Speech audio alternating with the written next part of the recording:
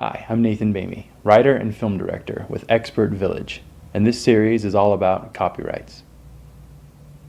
In this clip, I'm going to show you how to fill out the form labeled SR, which is the form you'd use to submit any sound-related recordings or music. Alright, starting at the top right-hand corner, simply ignore that section. That's not for you to fill out. Don't write anything above the first gray line. Starting in section 1, title of the work, simply fill out the name of the material you're submitting.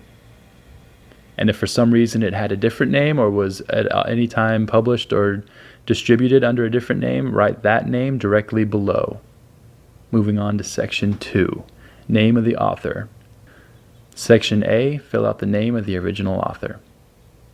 Moving on over to dates of birth and death, fill out year born.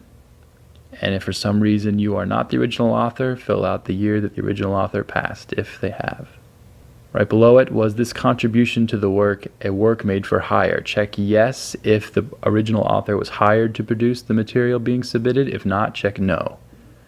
Moving on over to author's nationality, simply fill out the nationality of the original author. In this case, citizen of the United States.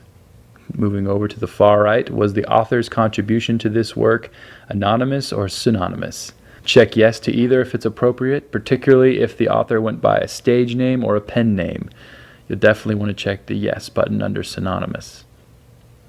Directly below in section B and C, this is where you'd fill out the names and information of any additional authors to the original material, assuming that it was produced or authored by more than one person. Moving on down to section 3, year in which creation of this work was completed, simply fill out the year that it was finished. Right next to that in section B, date and nation of first publication of this particular work. Fill out the month, the day, and the year that it was completed and in what nation. Moving on to section 4, copyright claimants, name and address must be given even if the claimant is the same as the original author. This is where you'd fill out the original author's name and address, but if for some reason you are not the original author, this is where you'd fill out your name and address, particularly if the original material is being transferred to you, and there's a space right below where you can list that information. Moving on to the second page. Sections 5, 6, and 7 are provided if this is the second time that you have registered this particular work and you have updated it or changed it in some drastic way. If you have done this, then that means that you're familiar with the registration process and you don't really need my help. Fill out these sections if appropriate. Otherwise, move on down to section 8, certification. And this is basically the point where you dot the T's and cross the I's, saying that I, the undersigned, hereby certify that I am, check whichever is appropriate, the author or anything else you might be. And your name goes in the space provided.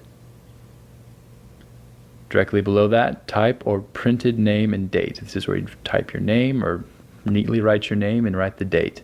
And then directly below that is where your signature goes. Bravo.